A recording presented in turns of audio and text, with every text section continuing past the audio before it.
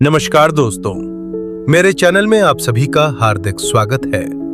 आज हम आगे बढ़ते हैं भगवद गीता अध्याय 1 श्लोक 11 की ओर। यदि आपने इसके पहले के श्लोक अभी तक नहीं सुने हैं तो नीचे दिए गए लिंक पर क्लिक करके आप पिछले भाग देख सकते हैं ताकि पूरी श्रृंखला को क्रम में समझ सकें। तो आइए अब शुरू करते हैं आज का श्लोक। अध्याय 1 श्लोक 11। अयनेषु च सर्वेषु यथा भागमवस्थिता भीष्ममेवाभिरक्षन्तु भवन्तः सर्व एव ही। इसका अर्थ है, ये दृश्य युद्ध की तैयारी को दर्शाता है।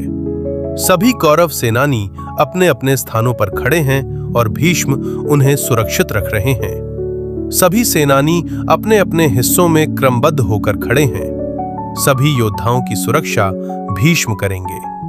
अब आइए इस श्लोक को हम एक कहानी के रूप में समझते हैं। सोचो कि तुम्हारे जीवन में एक बड़ी चुनौती आई है, जैसे परीक्षा, नया काम या कोई जिम्मेदारी।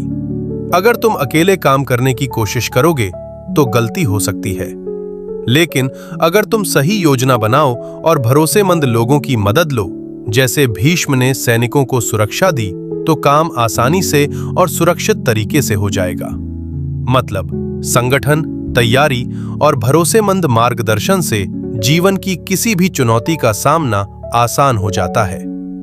अध्याय 1 श्लोक 12। तस्य संजनयन हर्षम कुरु वृद्धः पितामहः सिंहनादम विनद्योच्चय शंखम दध्मौ प्रतापवान।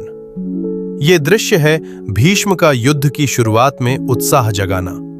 भीष्म, जो कुरुवंश के सबसे वरिष्ठ और अनुभवी योद्धा हैं, जोर से शंख बजाकर सेना का मनोबल बढ़ा रहे हैं।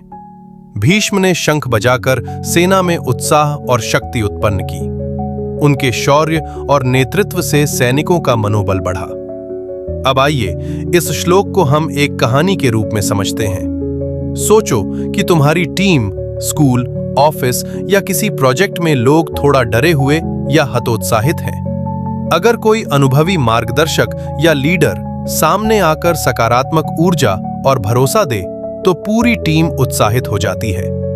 लेसन: सही नेतृत्व और प्रोत्साहन से डर और संकोच दूर होते हैं और लोग अपनी पूरी क्षमता दिखा पाते हैं।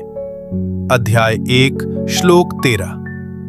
ततः शंखाश्च भैर्यश्च पणवानक गोमुखा सहसैवाभ्यहन्यन्त स शब्दस्तु मूलो अभवत्। इसका अर्थ है, ये दृश्य है युद्ध भूमि में पांडव और कौरव सेनाओं की तुलना का।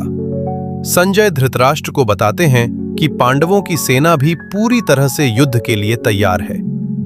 सभी पांडव योद्धा अपने अपने स्थानों में सज्ज हैं और युद्ध के लिए तैयार हैं। अब आइए इस श्लोक को हम एक कहानी के रूप में समझते हैं। सोचो कि आप किसी प्रतियोगिता या टीम प्रोजेक्ट में हैं। जब आप देखो कि विपक्षी भी पूरी तैयारी में है तो यह डर पैदा कर सकता है, लेकिन डरने के बजाय अपने तैयारी और योजना पर ध्यान दें तो आप चुनौती का सामना आसानी से कर सकते हैं। लेसन: तैयारी और आत्मविश्वास सबसे बड़ा हथियार है। दूसरों की ताकत देखकर डरना नहीं। अध्याय 1 श्लोक 14। ततः श्वेतैर्हयैर्युक्ते महति स्यन्दने स्थितौ माधव पांडवश्चैव दिव्यौ शंखौ प्रदध्मतु। ये दृश्य है कृष्ण, माधव और अर्जुन की तैयारी का, जब वे अपने रथ पर बैठकर युद्ध के लिए शंख बजाते हैं। श्वेत घोड़ों से जुड़े रथ पर बैठकर वे अपनी सेना को प्रेरित कर रहे हैं। कृष्ण और अर्जुन ने दिव्य शंख बजाकर पांडव सेना को उत्साहित किया। उदाहरण के तौर पर सोचो कि आप किसी टीम या ग्रुप में नेतृत्व कर रहे हैं। जब लीडर सामने आकर सकारात्मक उदाहरण दिखाता है और ऊर्जा फैलाता है तो पूरी टीम उत्साहित हो जाती है। जैसे कृष्ण और अर्जुन ने शंख बजाकर सेना को हौसला दिया, जीवन में भी सक्रिय नेतृत्व और उदाहरण दूसरों को प्रेरित करता है।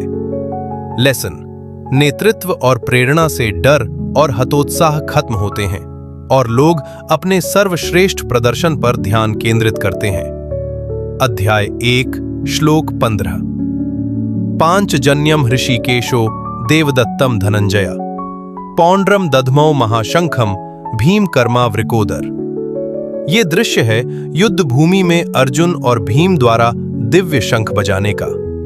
कृष्ण ऋषिकेश ने 5 जन्य शंख बजाया, अर्जुन धनंजय ने देवदत्त शंख, भीम वृकोदर ने पौंड्र शंख। तीनों ने सेना का मनोबल बढ़ाया और युद्ध की तैयारी पूरी हुई। कृष्ण, अर्जुन और भीम ने अपने दिव्य शंख बजाकर पांडव सेना को उत्साहित किया। उदाहरण के तौर पर सोचो कि आप किसी बड़े प्रोजेक्ट या चुनौती का हिस्सा है। जब टीम के सभी प्रमुख सदस्य उदाहरण के साथ आगे आते हैं तो टीम के सभी लोग उत्साहित और केंद्रित हो जाते हैं। जैसे कृष्ण, अर्जुन और भीम ने शंख बजाकर सेना का हौसला बढ़ाया। जीवन में लीडर का सक्रिय उदाहरण और प्रेरणा लोगों को उनका सर्वश्रेष्ठ देने के लिए प्रेरित करता है। लेसन: सक्रिय नेतृत्व और टीम वर्क से डर और संकोच दूर होते हैं और टीम सफलता की ओर बढ़ती है। आशा है कि आपको यह श्लोक और इसकी चर्चा समझने में सरल लगी होगी और यह आपके जीवन में उपयोगी सिद्ध होगी। अपने विचार और सुझाव हमें कमेंट में अवश्य बताएं। धन्यवाद दोस्तों। अगर आपको यह वीडियो पसंद आया हो तो लाइक करें, सब्सक्राइब करें और कमेंट में अपनी प्रतिक्रिया जरूर दें। हम अगले भाग में फिर मिलते हैं। जय श्री कृष्ण।